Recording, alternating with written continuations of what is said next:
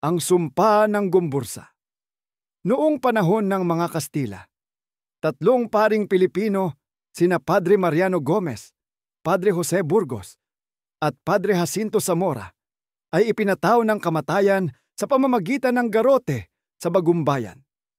Pinagbintangan silang sangkot sa Cavite Mutiny, ngunit marami ang naniniwalang sila ay pinatahimik upang hindi mamulat ang taumbayan.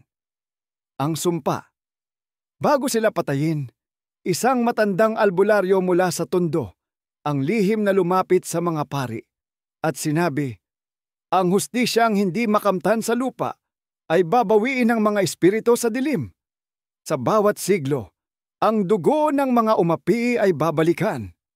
Sa mismong gabi ng kanilang pagbitay, dumilim ang langit. Isang kakaibang bagyo ang bumalot sa Maynila. Mula noon, sinasabing tuwing Enero 17, ang araw ng pagbitay, ay may mga misteryosong pagkawala at kababalaghan sa loob ng Intramuros. Kasalukuyang panahon, isang grupo ng mga history student mula sa isang universidad ang nagplano ng overnight thesis shoot sa Intramuros. Layunin nilang mag-documentary tungkol sa Gumbursa, kung saan gagamit sila ng reenactment scenes sa Fort Santiago.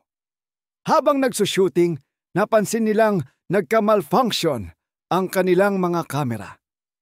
Ang mga baterya ay mabilis na nauubos. Isa sa mga estudyante, si Angela, ang nagsimulang makaramdam ng bigat sa dibdib.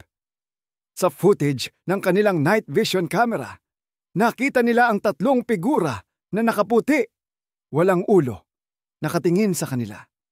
Pag-uwi nila, isa-isa silang nagkakasakit, nasisiraan ng bait, o biglang nawawala. Bago sila mawala ng ulirat, pare-pareho silang sumisigaw, hindi kami traidor, hindi kami traidor. Pagwawakas, ang huling nakaligtas, si Angela, ay sumulat ng buong karanasan at iniwan ito sa isang blog.